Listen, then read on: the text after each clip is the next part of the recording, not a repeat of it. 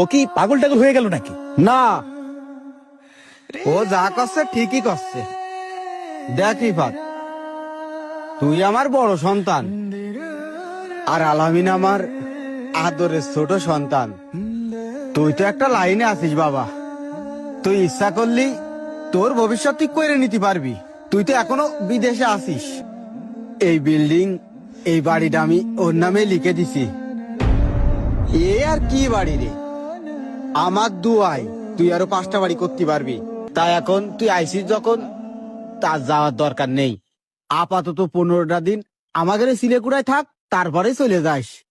আয় ভিতরে আয়। দাঁড়ান আব্বা, আপনি এসব কি কইতাছেন? আমি কোটি টাকা খরচ করে এই বাড়ি বানাইছি 15 দিন থাকার লাইগা।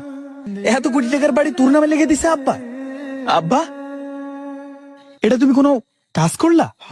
হ্যাঁ আব্বা, আমি বিদেশের মাটিতে মাথার ঘাম পায়ে ফেলাইয়া এত কষ্ট করছি এসব দেখার জন্য। আব্বা, এই যে আমার শরীরটার দিকে দেখো না আব্বা। আপনি না কইছিলেন আমারে যে আমার বড় ছেলে সাদা দবদবে? এই যে দেখেন না আব্বা, আমার গায়ের চামড়াগুলো অনেক কালা হয়ে গেছে আব্বা। আমি অনেক কষ্ট করছি আব্বা, শুধুমাত্র তুমি করে একটু ভালো রাখার লেগে আব্বা। আর আজকে আমার আমার নিজের চোখে এইগুলো দেখতে হইলো আব্বা। আব্বা, আমি বিশ্বাস করি না আব্বা, আমার রক্ত পানি করা এই বাড়ি তুমি ওর নামে লেখা দিছো আব্বা।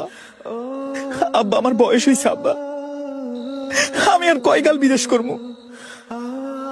আমি প্রথমে ভাবছিলাম তোমরা আমার সাথে প্রাণ করতেছো,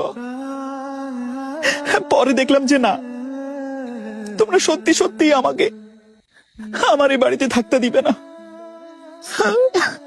তুমি সবারই চেনা হয়ে গেছে। বাপরে, তুই কান্নাকাটি করিস নে। আমারও তো মন চাই যে তুই থাক। তুই কান্নাকাটি করিস নে। আব্বা, আমি কোটি টাকার বাড়ি বানাইছি ক্ষণস্থায়ী জীবন যাপন করার জন্য। দেখেন আব্বা, আজকে যদি আমার মাটা বাইসে থাকতো, তাহলে এই যে 1 ঘন্টা ধরে আমি বাইরে দাঁড়া রয়েছি না, আমার দাঁড় করে রাখতো না। আমার মা থাকলে আমার ঘরে নিয়ে তার হাতে নেলা তুলে আমারে খাওয়াইতো।